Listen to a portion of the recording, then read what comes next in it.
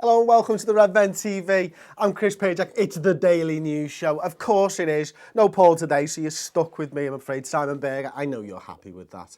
Little shout out to you there for some nice comments in the comment section below. Don't forget to like the video. Do that now. You have to like it now because you're not going to like the news that I'm about to deliver. And that is that Emre Can's contract has stalled. We know that already. Paul Joyce has spoken about it in the Times. Now I'll show you an Echo article that cites Paul Joyce's article from the Times. Obviously, there's a paywall on that, so we can't see that.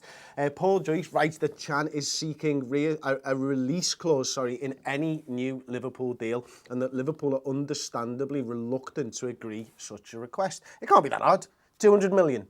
There you go, release clause set. The Reds, Liverpool, obviously, as you remember, did take advantage of Can's release clause actually for Bayer Leverkusen. It looks like his representatives are seeking a similar style thing. Now, Can is in his last year of his contract already, well into it actually now. Will be able to negotiate with other teams in January, from January the 1st, I believe. Now, Juventus are supposed to have been interested.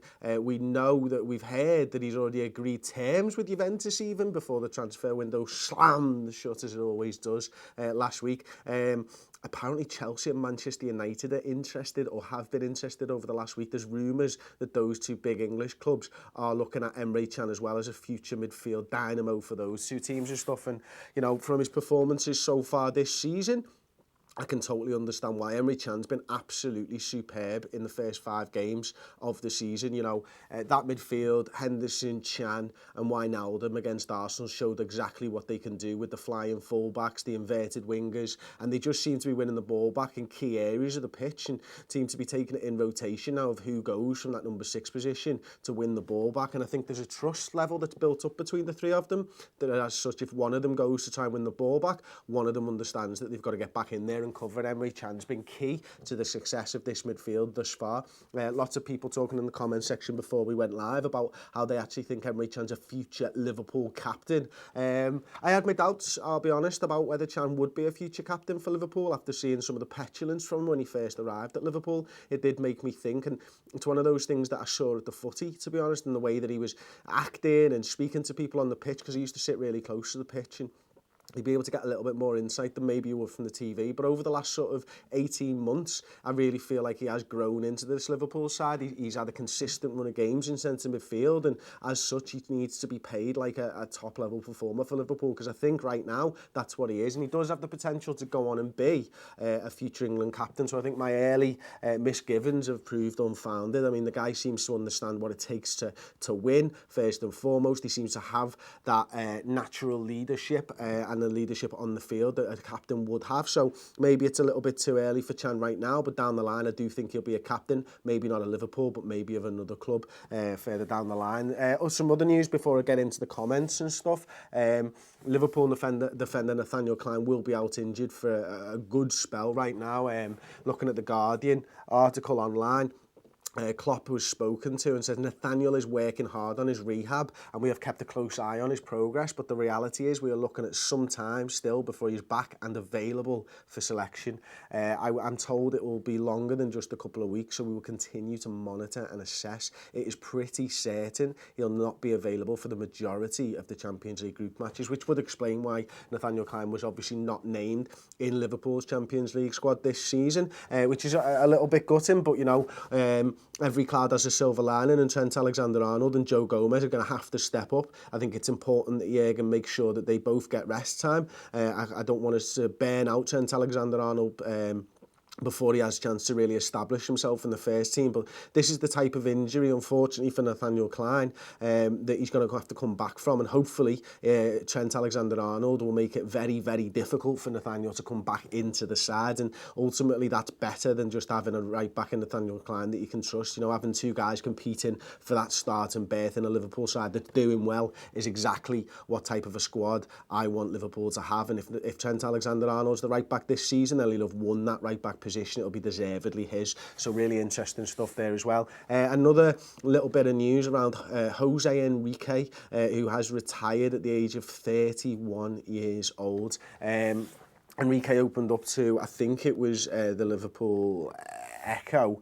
It's certainly the Liverpool Echo that I'm reading from. He's been without a club since being released by Real Zaragoza in the summer. He's chosen to hang up his boots, having been hampered by a long-standing knee injury. He struggled with this injury actually while he was at Liverpool. In his last game, he actually captained Liverpool for the 45 minutes that he was on the pitch. He actually also revealed some stuff that was happening during his time at Liverpool, and this is a quote: "Something that was supposed to be for 3 months ended up turning into 2 years." He said, "I saw 5 doctors in England, but they did not get to the problem. I'm still not quite right, either physically or mentally, but I feel like starting from scratch. I could not play without medication. I did not even train. It was hard, desperate. Sometimes I got dizzy in training on so much medication." And then he goes on to say, after every game or effort, my knee swelled like a ball and I was barely able to walk for 3 days. It hurt me, but of so many times that they told me it was a physiological problem, I came to believe it. And that's a little bit gutting for a guy who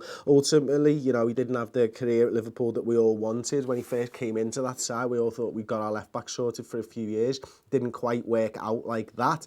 But, you know, a guy that was nothing but good off the field for Liverpool Football Club. Going into the comments, and I've just got a quick one from our Billy. Thank you so much for the super chat. Really appreciate that one, mate. Si, have we got anything lined up for me, mate? Yeah, we've got everyone talking about Emre Can, and he said, Steel Barry says, Can wanting a release clause is telling me that he's not thinking about staying with us long term. Yeah, I can understand that. I can understand that point of view, certainly, mate. What I would say is that, you know, if he's entering into negotiations with Liverpool at this late stage, then that does say to me that he is thinking about being at Liverpool Football Club, but he's also protecting his future. And in a career where, you know, footballers are lambasted for the amount of money that they make and for almost sort of moaning that their career is so short, he is looking after his interests. You've got to look after your own interests because ultimately you are a player for a football club at the end of the day, and you can be treated like such and, you know, tossed aside like a piece of meat sometimes. It doesn't happen often, but it does happen, certainly. So Emre Can looks to me like he's happy to negotiate a new contract with Liverpool, which is ultimately what we want, but he also wants some assurances on his future, because if he didn't want to play for Liverpool and he didn't think about next season being at Liverpool, then he wouldn't enter into negotiations. There's just no need for it. So yeah, that is certainly an interesting point of view, and I can see both sides to the argument. I've got a really interesting one actually from Unbelievably Gauche, which I think is the Spanish for left. When hardly any players play for the shirt anymore, what is the point of following a club? What makes Liverpool Liverpool? Location? Is that it? It's a really, maybe it's not one for a daily news show. We could probably do a full hour on this, but you know, for me, following a football club is as much a part of my life as anything else. And the reasons that I started following football, I've forgotten now because it was so long ago. It was ingrained in me from my dad. But what makes Liverpool Liverpool to me is the club, it's the fans, it's the fight and desire that every single player that's put on that red shirt has shown over the years. And you know, there are players ultimately that have put on the red shirt and not put that fight in, and they are almost cast aside, as I said before. And you know, for me, there's an ideology about a football club and how the game's played, and you see it over the years that there are sides that play like Barcelona. Tiki-taka football are a great example of that, and who were brought up like that from obviously late 80s, early 90s, Johan Cruyff and all that type of stuff, and that's kind of ingrained into the football club, but it's also the ideology of the people. You know, Liverpool being a port town outward facing, Aubrey spoke to me about this ages ago, so I'm kind of quoting him on a lot of this stuff, but you know, a city that welcomes people from all around the world because of that port connection and stuff. And Liverpool has always been a bit of a melting pot for different cultures and stuff, and you can see that now replicated on the pitch as well. So there's so many things that can make a football club, and there's so many things that I like about Liverpool that I would never ever swap for anything, you know, over yonder. And you know, for me, that's kind of about it. And I've not even touched on the fact that we're just the best football club in the world, so we'll go there as well. Piyush V, Klopp won't leave Can because Klopp loves German players. Klopp loves all players that are really good, and I think any manager loves any football player that gives their all, and right now Emre Can is absolutely giving us all. David Fitness, Emre Can will be the best midfielder in the world in a few years. We need to do whatever it takes to keep him. Yeah, I can see a lot of people agreeing with that comment as well. Thanks for the comment. Just don't go to any Premier League team. Farewell, Can, says Daniel Soren Danchu. Again, I kind of go back to what I said a minute ago, and that is that, you know, Emre Can wouldn't be entering into negotiations if he wasn't thinking about a future at Liverpool Football Club. So let's keep our options open. Let's try and get something over the line. Hope that Liverpool do get something. Mousy, how excited are you for the first Champions League game back, plus having the City game on Saturday as well? 10. Absolutely no scale. It's always 10. The answer when you're dead excited about something or how boss is something, it's just 10. It's that simple. Manchester City's a huge game. I'm going to the Etihad on my own on Saturday. If I turn up on Sunday, that would be shit. So Saturday, 12:30 kickoff, massive game. Two teams obviously who hope to be there and thereabouts come the end of the season. Attacking talent, both sides have got it in abundance. It should be one of those all-time great Premier League games.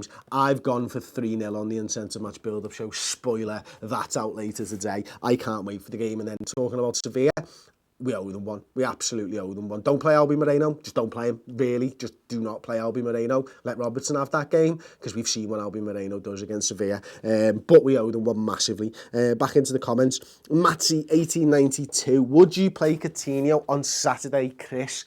No. No, I would not. I would stick with the midfield that have done us proud so far this season. That'd be Henderson, Gini and Emre Can, and make Phil Coutinho work to get back into this side. Because right now, none of those guys will need a rest, whereas Phil Coutinho hasn't played loads of football. I could understand the argument for dropping him in. I really can. We had a really interesting discussion with Andy Kelly on the aforementioned uncensored match build-up show out later today. I won't tread over that too much, but for me, it comes down to the fact that Coutinho's done a lot of travelling and hasn't had a lot of game time. 14,000 miles he's turned the round trip. Firmino done exactly the same, but I think it's really important that we don't have a leggy side against Manchester City. So if you're putting one guy in who's travelled a lot, for me, it's Roberto Firmino, because he's the guy in the big games that makes us tick, that makes us win those games. So for me, Firmino is more important in this game. Hiram Roberts says, what game is bigger, Man City or Sevilla? Manchester City. Absolutely Manchester City. You only get a few opportunities every single year to take points off your rivals in the Premier League. We could lose the game against Sevilla and still qualify for the Champions League group. I'm confident that we could. Whereas Manchester City, I think it lays down a real marker, gets people around the league talking about how good Liverpool are, because I don't think we got the credit we deserved off the back of that Arsenal win, because all the talk was of Arsenal fucking capitulating, not of how amazing Liverpool were. So for me, Manchester City, the Premier League's more important than the Champions League this season. I want us to win the Premier League. I don't think we can win the Premier League. I think we can challenge for the Premier League, and I think we need to go out and beat big sides if we're going to do that, and then start thinking about the week after and playing your team like Burnley, where we have to go and get a result, so that those fans stop whinging and wondering how we can't beat teams below us in the league. So for me, it's always going to be the league game this season. Moreno is... go on. Abhishek Nikham, he says, it doesn't sound right about Emre Can. Why would we lose him for free without a contract rather than have a release clause and at least get something? Just put no clause for an English club. That's a really good point. I mean, yeah, why would you? Why would you? Who was that? Abhishek Nikham. Abhishek Nikham. I mean, it's a great point, mate. It truly is. I mean, why would we? It just doesn't make sense. Just give that man a release clause, whatever he wants. You know, if it's 20 million quid, it's 20 million quid that we're going to get. But you do have to think that he also does maybe want to play longer term for Liverpool, and as such, you do need to protect his value. So maybe around the 48 to 55 million pound release clause. Naby Keita-ish is what I'm thinking for Emre Can. That's what you reckon Emre Can's release clause should be, and it seems to be around the 80 million pound 80 million pounds is mental, isn't it? Because I don't think that he'd sign something like that. To be honest, I think it's got to be almost achievable. That, you know, there's no point in putting a release clause in like Barcelona thought, which I'm disproving my own point, putting a release clause in for Neymar at 200 million because you don't think anyone's ever going to do that, but then you get into trouble when someone does it. Now, I don't think that Emre Can is achievable at 80 million right now in a normal sort of market that's not inflated towards the end of the transfer window. I could be wrong. You know what, maybe he is deserving of that. I don't know who it was, sorry, but he said if Lamar could be going for 92 million, then Emre Can should be going towards that. Yeah, I kind of just go back to what I said, and I don't disagree with you, but I do really believe that those transfer fees were massively inflated because of mass panic towards the end of the transfer window. I do expect them to have spiked, and then I think they will drop back down a little bit. Obviously, transfers never really truly drop back down, but I do feel it's going to be a little bit more like that. So as such, I think, you know, Emre Can, listen, we got the Keita deal done essentially for 48, 51, 55 million, whatever it is. Obviously, there was a release clause in there. I think a release clause of around 50 to 60 personally. I'm not saying that he's not worth 80 million quid. I think in the Thomas Lamar 92 million pound argument, then Emre Can's definitely up there or thereabouts, which is cool anyway. Boss though, absolutely brilliant. What is your prediction for Saturday, mate? Says Drin Lee. I'm so sorry. 3-0. 3-0 to Liverpool. Alexander Beck, you do realise if we hate on Coutinho, it doesn't solve or improve anything. You might as well fucking support him while he's still around playing for the club. Twats. I assume he's talking to people in the comments section. I'll support Coutinho as long as he's wearing that red shirt, as long as he's playing for pride, as long as he's playing at the top level of his ability and he's giving us all. I'll absolutely support him. I'm not sure whether I'll sing his name this season. 10 goals in, 10 goals assists in. I'll be singing his name, absolutely. Like, I'll celebrate his goals. I know that much for an absolute fact. While he's playing for Liverpool, you're exactly right, mate. We do need to support him. And I think Liverpool fans are one of a kind almost, in that we will. I don't think that you go to the game and people wouldn't support him, essentially, because we're just not like that. We really aren't. Like, Chris, do you reckon this Liverpool side is good or better than the 13-14 side, says Nathan Brady? We've got the potential to be better. We absolutely do. I think the attacking front three are as good as Suarez, Sterling and Sturridge, or at least have the potential to be as good as that side. The midfield, I think, is better. I do believe that. And the defence is around about the same. We have the potential to be a better side than the 13-14 side, but that there was magic on that 13-14 season. You know, that run of games, I think it was 13 games in the Premier League, we won on the bounce, or 11 or whatever it was. There was something, some kind of, I don't know, something guiding us then, and I felt at the time that it was to do with 25 years and almost getting justice for the Hillsborough and all that type of stuff. There was so much there that seemed to make me think that we were going to win the league, and seemed to make me believe that we were doing better than we could have possibly done, but they do definitely have the potential to be better. Sterling got a red card, Chris. I know he got a red card in the 97th minute after scoring against Bournemouth and Manchester City's 2-1 win, so he will not be playing. I think I was talking about Sterling because he played for Liverpool in 13-14. But I do know all about that. Sterling equals Judas, says Mike Tyson. Yeah, 100%. Trent Alexander-Arnold or Gomez at City, Chris, says Matty 8092. Well, you're just going to have to tune in tomorrow on the starting 11, this prediction show. That was terrible. The starting 11 prediction show, because I'm not going to give that one away. I've already given me score prediction. When is Clyne back, says Ray M. You've obviously joined it late. No one has a fucking clue, my friend. Not a single clue. Not at all. Nobody knows. Klopp spoke, and I talked about this earlier on in the video, so feel free to rewind, or don't, because I'm just going to tell you right now. Klopp said, I haven't got a clue. I haven't got a clue. We know we're going to miss a lot of Champions League games. That's about it. They weren't. That wasn't Klopp's quote verbatim, by the way. Does Coutinho start tomorrow, says Umar Khan? No, because no Liverpool players will be starting tomorrow. But thank you so much for your comments. Anyway, that is the Daily News Show. I've been Chris Pajak. That's been Cy Fletcher. And we'll see you next time. Don't forget to drop a like on the video, subscribe to the YouTube channel, and check out the Redmen TV on Volley. It's at the Redmen TV. It's a new football Twitter, Instagram style app just for football. Really cool. Getting loads of good interactions on there. Check us out on Twitter at the Redmen TV and Facebook at the Redmen TV. And if you haven't already, Instagram as well. We're there. We'll be doing match day stories. I'll be doing a story from the Etihad on Saturday. Get onto it. Get onto it everywhere. Redmen TV lives. Yes. Thank you very much. Goodbye.